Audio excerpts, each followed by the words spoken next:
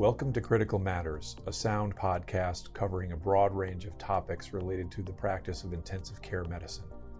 Sound provides comprehensive critical care programs to hospitals across the country. To learn more about our programs and career opportunities, visit www.soundphysicians.com. And now, your host, Dr. Sergio Zanotti. February 7 to 14 is Congenital Heart Disease Awareness Week. In today's episode of the podcast, entitled Lessons from the Wrong Side of the Heart, I will share some reflections based on my experience as a patient. I have been a patient my whole life with adult congenital heart disease and recently had the experience of undergoing a complex procedure that gave me time to reflect on different topics related to the practice of critical care medicine. So in order to bring awareness of adult congenital heart disease to our listeners, I will share a little bit of my personal history and some reflections based on some recent experiences. What I hope to cover today is a little bit about adult congenital heart disease, just give you a little bit of an overview and why it should be on the radar of every intensivist, but also tell you, more specifically, how that has played a role in my journey as a patient.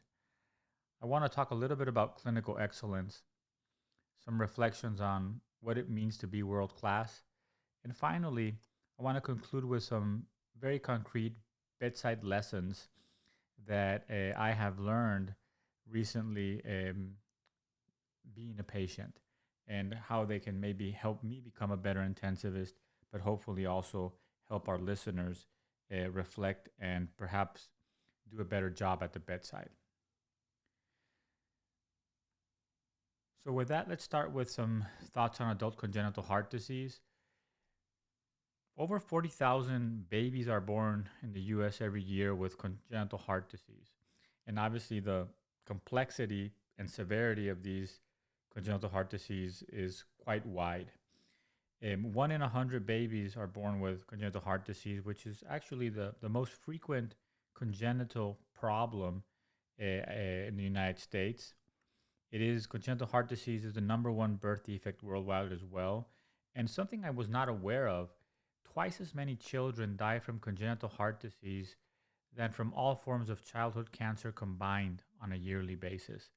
So clearly the impact on newborns is quite dramatic. There are more than 40 different types of congenital heart disease, and there's no known prevention or cure, so awareness and early recognition is extremely important. Now, all these congenital birth defects over time, as they are addressed with better medical care, medical surgical interventions, have created a very special population of adults with congenital heart disease. And what's very particular about these patients, of which I am one, is that they undergo very complex procedures early in life, have very unique physiology, which often I think confuses adult critical care, cardiology, and internal medicine, anesthesia physicians, and require really very specialized care. So there are various types of congenital heart disease, such as aortic valve stenosis, coarctation of the aorta, Epstein's anomaly, patent ductus arteriosus. There's things that are a little bit more complicated, such as single ventricle defects, tetralogy of Fallot, transmission of the great arteries, and many others that over time are now being treated with different types of surgical interventions. We are seeing not only in adult congenital heart disease, but also in many other congenital diseases that patients are living longer and longer and encounter care with adult clinicians who may not have the expertise on the specific anomalies and the subsequent physiology that a lot of these surgical interventions have caused.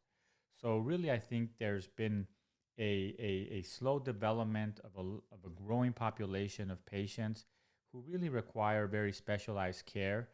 And I, for most of my life, have seen pediatricians or pediatric hospitals. When I was 40 years old, it was the first time I saw a specialist in adult congenital heart disease. It was life changing.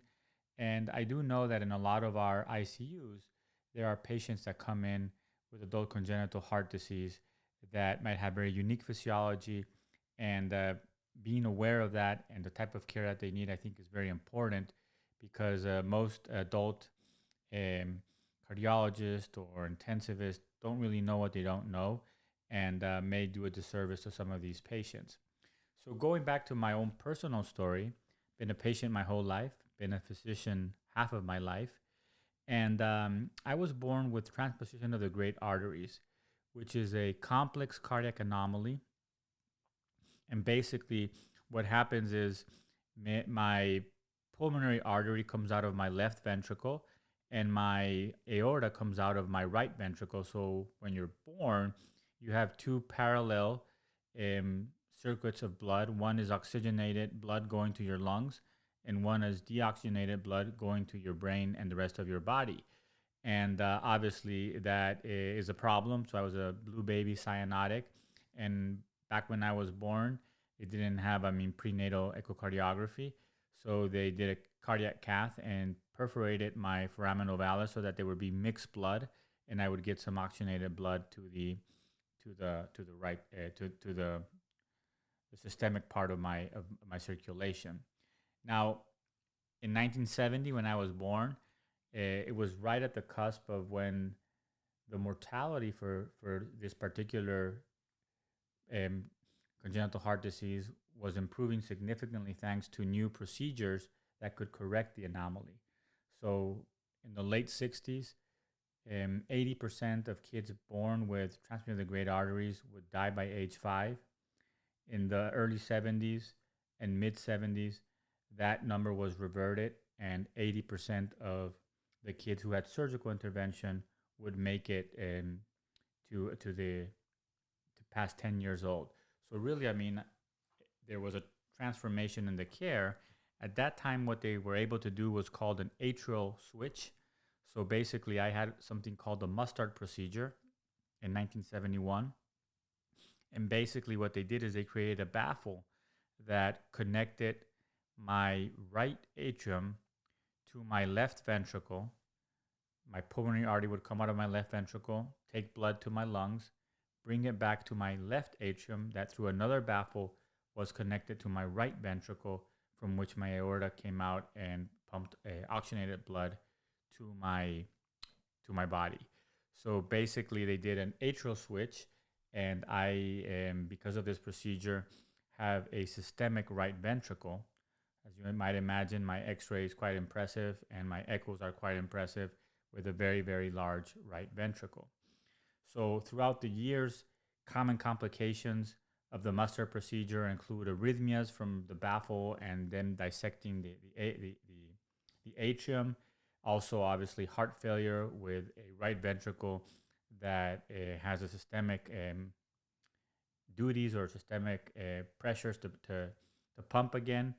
But I was very fortunate. The person who did my surgery in 1970 was one of the pioneers of cardiac surgery at that time. And he told my parents that even though the tendency was to wait for kids to get older, he felt that the earlier they could operate, the better outcomes I would have. And he did my surgery before I turned 1 year old, which was not the common time of intervention at that time, and did a wonderful job with the baffle. And I think that's one of the reasons why I've had such a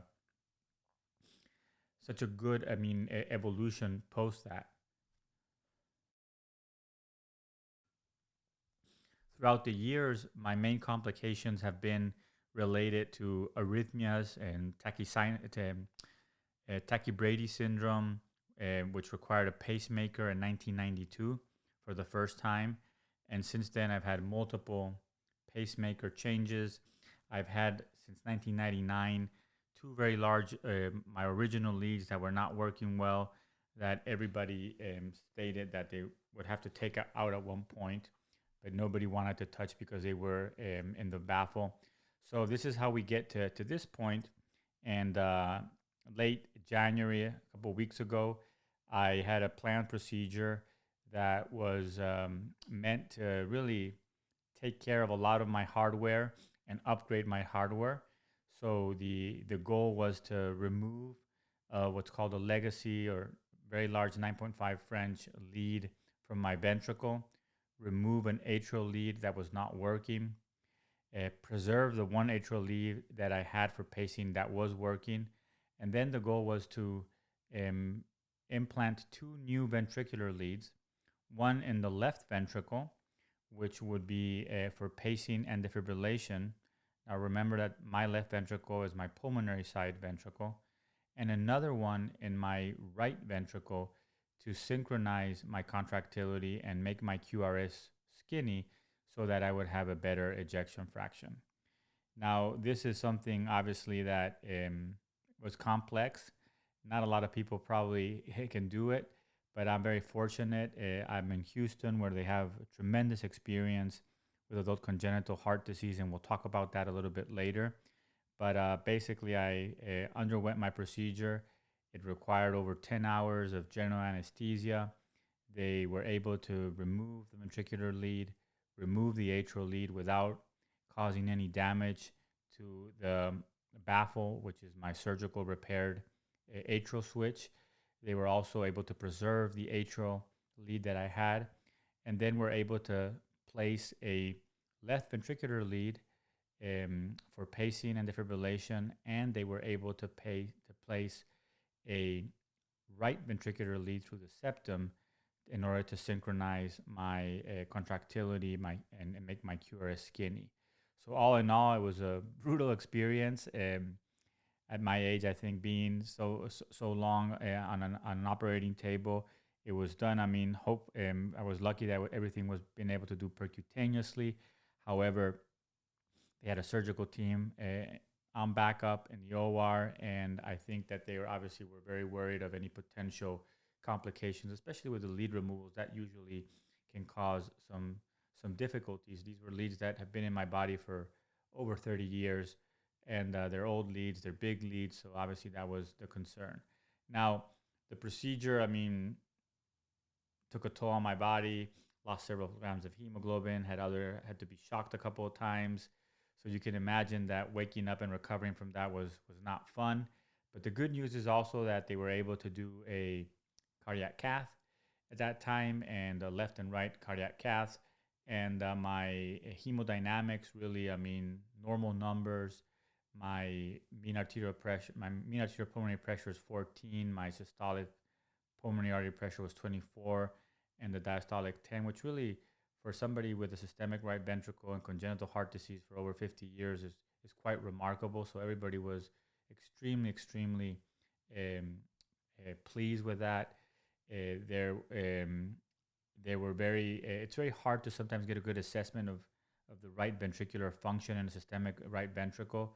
So obviously they don't do cardiac caths unless they really need to, but they were in there, so they did it, and that was a big plus. Now, talking more about my journey as a patient, as I mentioned, in most of my adult life, I've been seen by pediatricians because the adult cardiologist, the adult echocardiographer, the adult internist really don't have a lot of familiarity with my physiology and my anatomy. However, being cared at pediatric hospitals as you grow, as you become an adult, also has some problems. There are certain things that become common in adults that the pediatricians overlook, like simple things like managing cholesterol, prostate health, et cetera. So as the population of patients like myself has grown, they've developed a new subspecialty within cardiology of adult congenital heart disease. They now have a board certification. Most of the people who actually do adult congenital heart disease have done both medicine and pediatric residencies and medicine and pediatric cardiology fellowships, so highly trained and specialized. There are, in 2008, the AHA released guidelines for the management of adult with congenital heart disease. The recommendation is that geographically centers of excellence be formed for referrals, right? It's very important to have experience with this type of patients. one of the unique aspects about a adult congenital heart disease is that patients like myself, for example, who had a mustard procedure, eventually will disappear because now they have better surgeries that are very different. So instead of switching the flow at the atrial level, they now will switch the great arteries. It's a different procedure. So all these procedures that evolve over time create subsets of patients that require a lot of expertise. Most of the cardiologists that I've interacted with in the adult world probably have never seen or rarely seen people with my physiology. To give you an example, at the place where I get my care, which is an adult congenital heart center, they follow 150 patients with my surgery, my anatomy. So the experience, I mean, is very, very, very different. So again, I mean, I think that the expertise in caring for these patients requires cardiologists specialized in adult congenital heart disease, congenital cardiac surgeons, requires a specific cardiac anesthesiologist, people with specific echocardiography skills. I mean, doing an echocardiogram and some of the systemic right ventricle, if you don't know what you're looking for, can be quite complicated. They require, obviously, support with diagnostic catheterization, non-coronary interventional catheterization available 24/7, electrophysiology, exercise testing, specific cardiac imaging, and really a multidisciplinary team that helps these patients in their journey. And I think it's an important thing to bring to our audience because you likely have seen or will see adults with congenital heart disease and congenital diseases of other nature. The, the evolution of medical care is such that patients with all sorts of congenital problems that used to have very short lifespans are making it to adulthood, and they grow up with a subset of specific problems that might require very specialized care. So I just wanted to bring that to your attention. There are some types of adult congenital disease that are considered of great complexity. That includes valved or non-valved conduits, double outlet ventricles, Fontan procedures, transfusion of the great arteries, which is what I had, pulmonary vascular obstructive disease, single ventricles, pulmonary atresia, tricuspid atresia. And I think it's important to recognize that these patients have specific physiology and specific needs. And when you see these patients, really think about what's the best place for them to be treated. So that is my just sharing with you a little bit about what I underwent and my journey as a patient. I mean, since I was born to an adult. And really, this was kind of an acute on chronic issue with the procedure that got me thinking a lot of these issues that I'll talk about today. But I wanted to now switch gears and talk about clinical excellence. What does it mean to be world class? And like I said, I've been blessed throughout my life with amazing physicians, amazing teams that really are dedicated to the care of, when I was a child, of children with congenital heart disease, and as I became an adult, I mean, really the forefront of a new specialty. Like I said, I was born in 1970. The first time I saw an adult congenital specialist was in 2010. I was 40 years old, and it was really, I mean, remarkable. The difference and the attention to detail and the understanding not only of the physiological aspects of my disease, but talking about potential outcomes, talking about potential complications, how we optimize care, what are the things that we do control, but also understanding the psychological burden of being a patient for so long and not having a lot of good information of what's ahead, because there's not like generations of patients that are older than me. I think officially at Texas Children's, which has one of the largest cohorts of patients with mustard procedures, I think I'm officially the third oldest alive. So as you can see, a lot of what's happening to me is kind of like, okay, this is kind of the forefront of care for patients with adult congenital heart disease. So when we talk about clinical excellence, I think about the individual clinician. What does it mean to be truly an outstanding clinician? I think about ICUs or programs. What does it mean to have a world-class program, in this case, maybe in caring for a specific population of patients like it is adult congenital heart disease?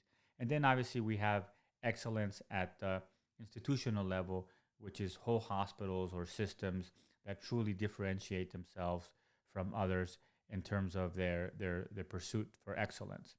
So when I think of the individual clinical excellence, I, like I said, have been exposed to a lot of physicians, clinicians throughout the years, both as an intensivist, as a fellowship director, as a CMO of a large group, but also as a patient. And I've been thinking a lot about what makes an individual clinically excellent. And I came up with this formula that I think represents the best I can think, which is clinical excellence is equal to C times H times O squared. So what does the C stand for? It stands for your clinical skills, and that includes your medical knowledge, your technical skills, and your clinical acumen. So obviously there are people who just know more about certain diseases that really, are up with the literature. In the case of my care, shout out to my physician, Dr. Wilson Lamb. He's an amazing physician who's dedicated his training to adult congenital heart disease. He did a MedPeds residency, fellowships in adult and pediatric cardiology, and then in electrophysiology, and only sees people with adult congenital heart disease, and very, very specialized. But he also has amazing technical skills. The fact that he was able to retrieve those 30-plus-year-old leads without causing damage, the fact that he was able to place those leads in my complex anatomy in such good positions, I think that speaks also to another aspect of clinical skills, which is your technical skills. And finally, there's the clinical acumen. How do you integrate your medical knowledge and your technical skills to make sure that you are making the best decisions for each individual patient? And that is something that I think not everybody has, and something that can be developed, but clearly I think is an important element of clinical excellence. The second component of clinical excellence is H, which stands for humanistic skills. I do believe that no matter how good you are technically or how much you know, if you don't have the humanistic skills, including true empathy, the ability to provide compassionate care, and the ability to communicate clearly to your patients and to their families, you can't be an outstanding clinician.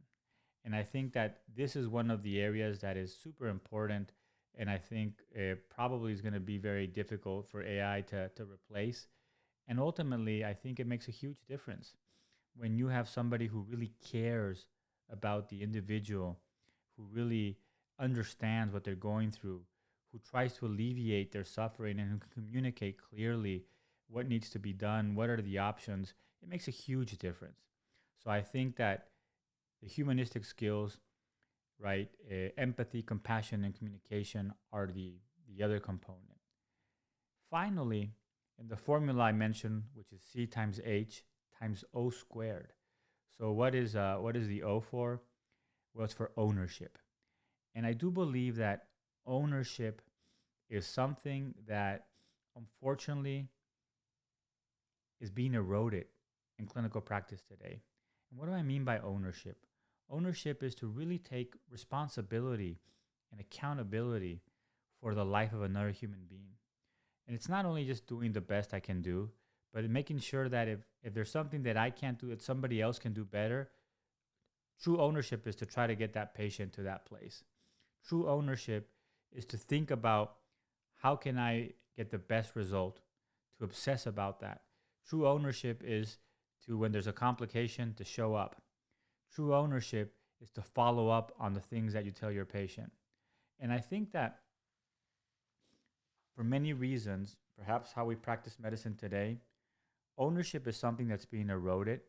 And the reason why I said in the formula O squared is because in terms of patient outcomes, if you have somebody who really has ownership of your case, even if they don't have the best clinical skills or technical skills, they're going to get you a better outcome because they're going to make sure that you get the care that you need, whether that be transfer you to the right place, change the consultants, and make sure that you get into the right program as an outpatient.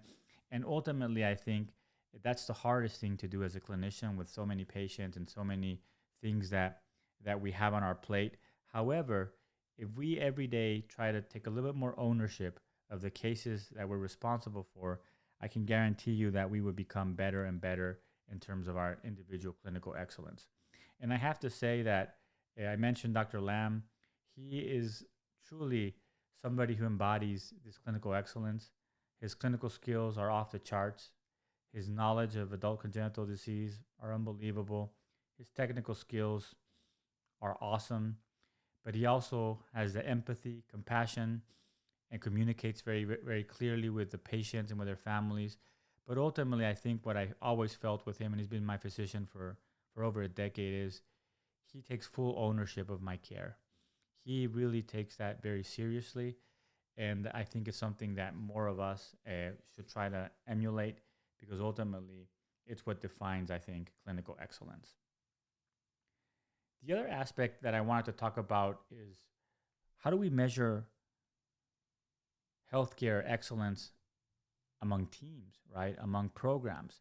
And there's a great article that's almost 20 years old that I'll link in the show notes that I think everybody should read, or if they read it before, should reread, by Atul Gawande, called The Bell Curve. The bell curve basically tells us that not all healthcare is the same. And Atul Gawande explored outcomes in cystic fibrosis patients and demonstrated that care, whether it's an individual physician or a specific program, really occurs along a continuum of a bell curve.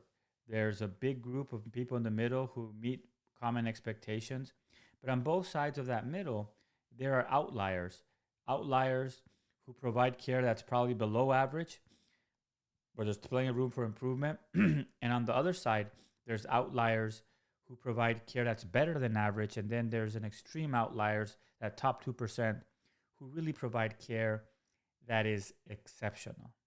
And what's interesting is that in most diseases that you see this exceptional care, it's not because they have therapies that are unavailable to other people. It's not because they have access to drugs that nobody else has. The reason why they're outstanding is because their approach to treating these patients is one that really focuses on making every single aspect of their care better, above average. What's very interesting is that if you ask most hospitals, if you ask most clinicians, they all think they're above average. But statistically, that cannot be true. So we do have care that can be measured across a continuum of this bell curve. And the question I was asking is, what makes people or programs get in that top 2%? Like I mentioned, I am very fortunate to get care at a very specialized place. I actually, post my procedure, was in, I think it's the first dedicated unit for adults with congenital heart disease. Might be the only one in the country. So it's a 16-bed unit with universal beds that basically functions from anything from a floor to an ICU, and they only admit patients with adult congenital heart disease. So this unit, has a whole bunch of professionals, including physicians, intensivists, cardiologists, CT surgeons, nurses, echocardiographers, who have tremendous experience with adults with congenital heart disease. And they really, really try to push the care for these patients at another level. And I felt that as a patient, just because the preparations for this procedure and everybody who was involved and everything that came after showed me that the layers of planning and the attention to detail that they have for these particular patients is really, really world-class and unique. There's many rankings, but Texas Children's Hospital has been ranked, often as the number one place for cardiology and heart surgery in pediatrics, but also I would suspect ranks very high in terms of their adult congenital program. So what is it that makes them so good? And I think it's a dedication and the passion, obviously, they have for a very specialized type of care. But the one thing that came to mind was this idea of marginal gains. And the reason I want to talk about marginal gains is because we can apply it to our own life. We can apply it to our practice. We can apply it to our ICUs. So I'll share with you a case study of the United Kingdom, the British cycling team. and how they use marginal gains to become world class. So, for over 80 years of Olympic competition, the British cycling team had won, in all its history, one gold medal. As they were preparing for their own Olympic in London in 2012, the Olympic Committee made a decision to hire Sir Dave Brailsford, who is a very renowned cycling coach and a big fan of marginal gains, to become the team director. So that was in 2003, 2004, with the idea that they could prepare 10 years ahead of the Olympics and really build a world-class team that would obviously had a great showing in London. Now, what Brailsford and those proponents of marginal gains will tell you is that if you improve every aspect of your performance by 1%, right? Or every day, or another way of saying it is if every day you improve 1%, the effect down the road is that similar of a compound interest, and it's exponential.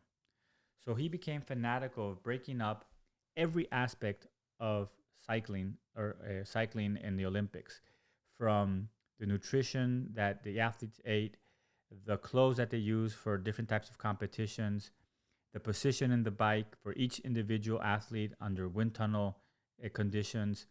He looked at how they slept, so every athlete would have a personalized mattress and pillow, and they would travel during competition with those, how they recovered, how they trained, how they raced, every little aspect, even like how they set up their mechanical places in terms of making sure they minimize dust on the bikes, how they prep the bikes, really an extensive list of things that you couldn't even think about that they were fanatical about. They even trained every cyclist on proper hand washing technique. Now, this is before COVID, obviously, with the idea that if they were fanatical about hand washing, they would get less viral infections that are a big problem in some of the cycling events in terms of decreasing performance. And really, he took it to a next level where every aspect that they could think of that could impact performance was improved by a little bit, by 1%. So what were the results? Well, in the Beijing 2008 Olympics, the Olympic that preceded London, the British cycling team won 14 Olympic medals. They had 8 gold medals, 4 silver, and 2 bronze. That was the best by far performance of any cycling team in the history of the Olympics. In London, they reprised that that performance with 12 medals, 8 gold, 2 silver, and 2 bronze. Again, I mean, hitting it out of the park. And since then, really have become kind of a world dominant team. At the same time, they won their first Tour de France around those years, a British team. So really demonstrated that by focusing on things that impact our performance and trying to improve everything by 1%, you can have a tremendous, tremendous impact on performance and on outcomes, right? And that is exactly what I experienced as a patient of a very specialized adult congenital heart program. They really try to optimize every little thing from how they plan their surgeries, how they do the pre-op, how they follow up with you, the number of calls you get from the team, people involved in the care, the surgical backup. They also, I mean, obviously went the extra mile to put that extra lead because they know that any advantage that you can get with contractility will help you long term. And this is very similar to what Atulga Wanda described in terms of cystic fibrosis care. It's not taking good for an answer. It's really saying we need to make this as not good, but the best we can.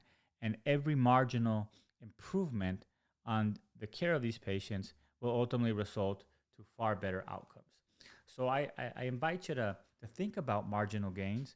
How can you apply that to your own ICU, to certain populations, and to understand that sometimes the difference between great care and average care is not access to maybe new techniques or technology or medications, but is how fanatical are you in executing the basic steps to another level? How good are you in executing the simple steps to become excellent? And I think that this is a very valuable concept. Been thinking about it a lot. I definitely experienced it as a patient, and it's something that also I'm trying to push in my own practice. So these marginal gains ultimately have a huge impact, whether it be on winning races in the Olympics or on helping adult congenital patients have a normal life expectancy. So please reflect on how you can take this to your own ICU. The last part of this podcast is just me sharing some bedside lessons that I've learned that I think are applicable to our listeners. And it was really interesting because, on one hand, I think the procedure was very complex, it was very long, but I woke up and I had a couple days in the unit. And I made a choice of only taking Tylenol. That might have been a foolish choice, but I really was interested in learning as much as I could and thinking about what I was seeing from the other side. Right? I usually walk into an ICU as a physician, and now I had the opportunity to think about some of these issues from the patient side. So the first thing that was really remarkable was the duality of my patient experience. On one hand, it was a big relief for me. This is a procedure that we had talked about for years that needed to be done, for everything to have come out as well as it did, and to know that things were much better than I expected. And that was, I think, a very, very positive for sure. I mean, a huge positive. On the other hand, those first 24 to 48 hours after the procedure, after the intervention, were perhaps the toughest days that I can remember from a physical perspective. And I've had a lot of procedures, a lot of interventions, but I've never felt so beat up as those 2 days. And I joked with my family that I felt that I got into a fight with Mike Tyson and Conor McGregor and I lost. But I think it's important to understand that there can be very good news, but you can feel pretty crappy as a patient still. And that is probably true for a lot of our surgical patients. And the lesson I learned here is that genuine empathy validates what the patient is going through. Yes, everything went out well and we're excited for that. And yes, you must feel like shit because you went through a lot. And I think that validating that experience is very important. I kept hearing how well things had gone. And at one point, it was very annoying because I was not feeling very good. And not that I wasn't happy, but I wanted to be taken care of and I wanted to feel better. So I think that validating the experience that patients and families have, I think is very important. This can be very stressful for them. Again, we're prisoners of our own perspective. It could be the worst day of their life, even though for us, I mean, it's just another case and it makes sense, right? But validating that experience, I think, is always very, very important. The other aspect that was quite interesting is in previous, I think, podcasts, when we reviewed some of the literature, I reviewed a paper last year on cognitive motor dissociation and disorders of consciousness. This is a fascinating topic of people who we think are unresponsive, yet either understand or even though they have no motor manifestations, can interpret and react by functional MRIs or functional EEGs, what we are telling them. And I had a very interesting experience. There was a moment, I mean, it was probably not too short based on what I was able to figure out looking back and talking with my family, where I felt I was awake. I understood that the procedure was done.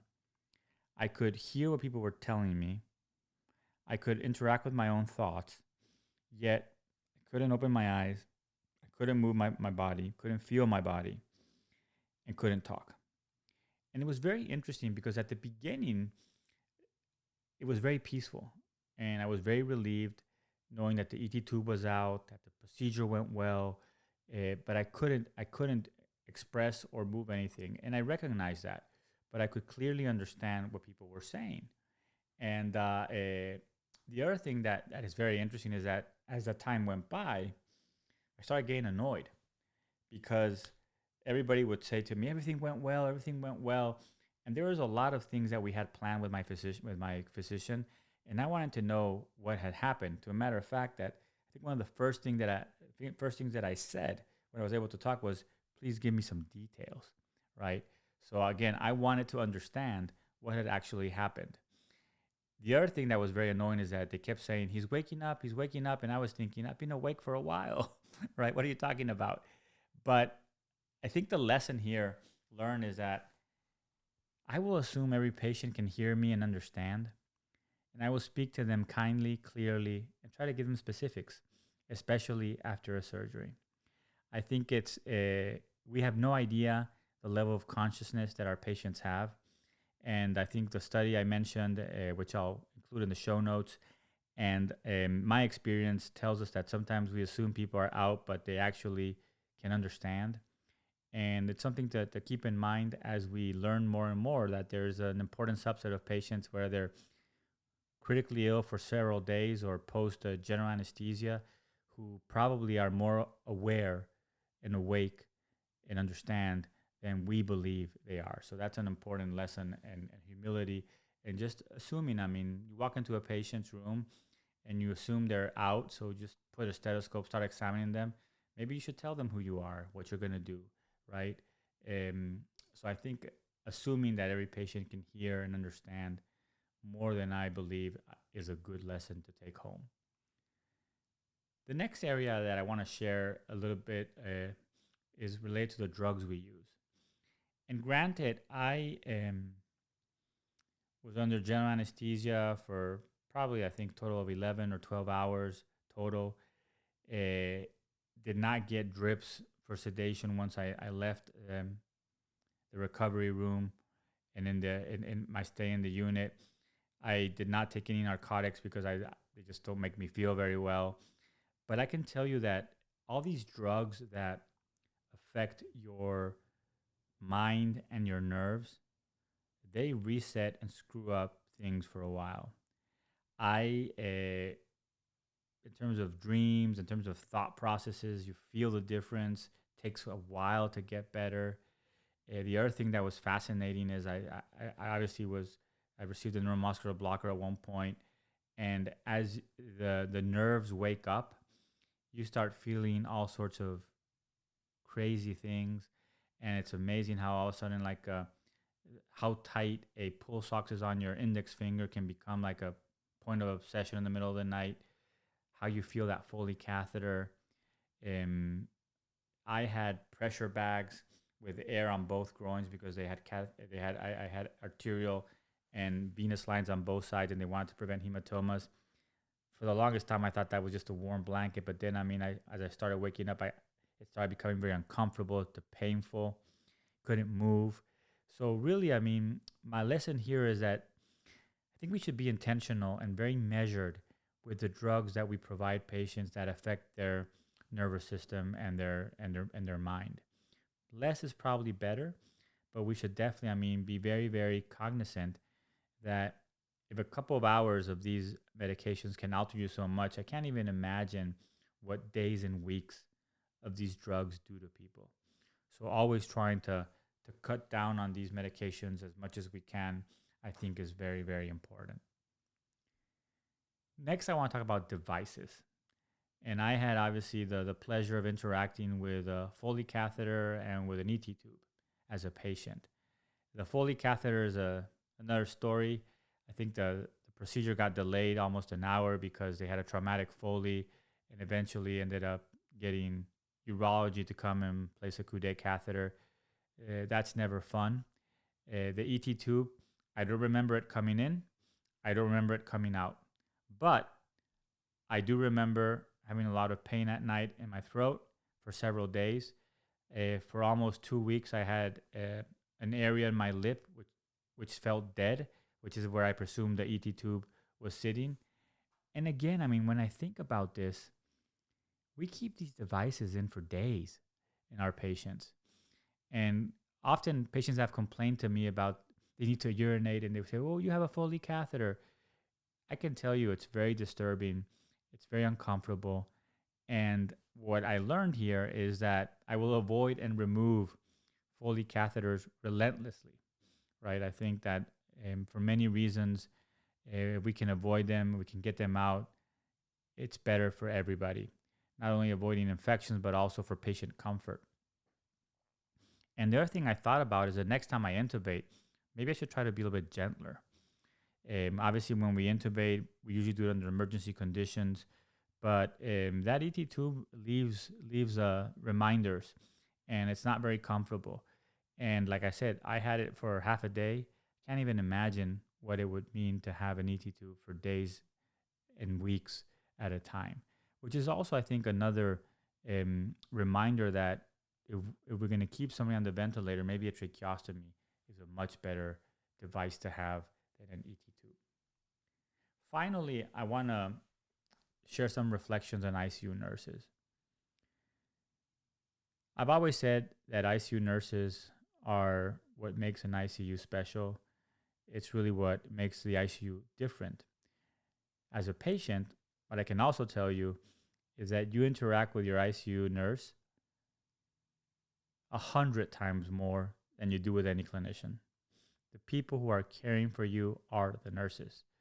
And I think that we often, as clinicians, value our ICU nurses based on how we see their medical knowledge or how they react in emergencies, which, don't get me wrong, are all very important. But I came to appreciate that there's a lot of nurses who might be very competent, but there's some nurses, and there's a couple in particular during my journey, my recent stay in the hospital, that are special because of how they care for you. When you're vulnerable, when you're beat up, even if the news is good, you need to be cared for. And the way some nurses care for their patients, the way they brush your teeth, the way they remove a Foley, the way they come and make sure that your socks are on when somebody takes them out, the way they look after you is something that I think a lot of times as physicians and clinicians, we don't appreciate. But I can tell you for patients, that is probably what they remember. So I've always valued our ICU nurses, our colleagues. I think I think they're what make the unit run. But now I think I would value, my lesson is I will value ICU nurses for their ability to care for a patient as much as for their ability to execute in a crisis. I think that true excellence in nursing is not only knowing how to handle a crisis and be effective at the bedside when things are not going well, but also to care for the human being who is in a very vulnerable position at that point. So we talked about adult congenital heart disease.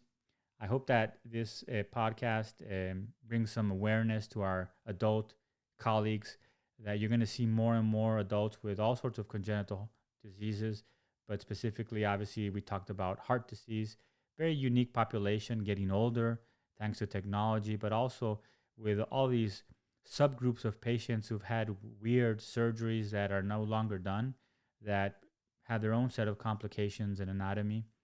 We talked about clinical excellence. I do believe that as individuals, we should strive to be better every day, and that perhaps the area of greatest opportunity for all physicians is to take more ownership of the care of their patients.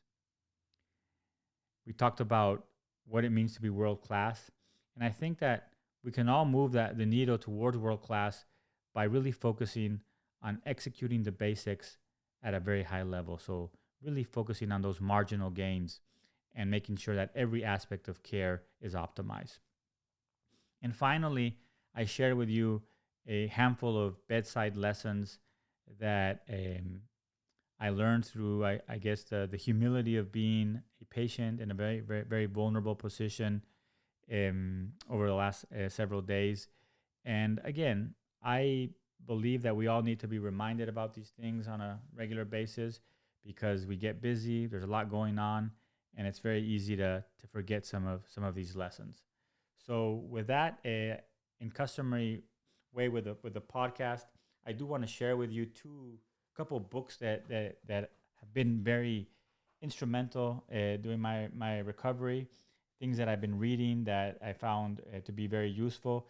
So one thing I've been reading is I've been revisiting many of the essays by Michael de Montaigne, who was a French noble who really started the whole idea of writing essays about different topics. I think very fascinating. I read several of those, but I also read a biography of Montaigne by Stefan Zweig. I think he was the Austrian author that died many years ago, but very prolific, and he did a beautiful short biography on Montaigne that I read. I mean, after my procedure, that really speaks about the pursuit of living your life on your own terms, of living a life that's worth living. And I highly recommend, and I'll put some show notes. And then the other thing that was sent to me by a friend who's not in medicine that I read and blew my mind is a novel called The Heart. And this is really, it transpires in 24-hour period. And it's about a young kid who has a car accident after surfing, becomes brain dead. And then it's the 24 hours ensuing from that, and ends up with a heart transplant. But I highly recommend this. It's a great prose, great story, great character development, and really was a thriller. I mean, I couldn't stop reading it. So I will put both of those in the show notes. And again, I mean, thanks for taking the time to listen to this episode. I know it's a little bit different of what we usually do. So I'll have my usual guests coming back in the next episodes, but recognizing what I just went through and that this is the Congenital Heart Disease Awareness Week, I thought that there are some lessons worth sharing here. Thank you very much. Thank you for listening to Critical Matters, a sound podcast. Make sure to subscribe to Critical Matters on Apple or Google Podcasts and share with your network. Sound's transforming the way critical care is provided in hospitals across the country. To learn more, visit www.soundphysicians.com.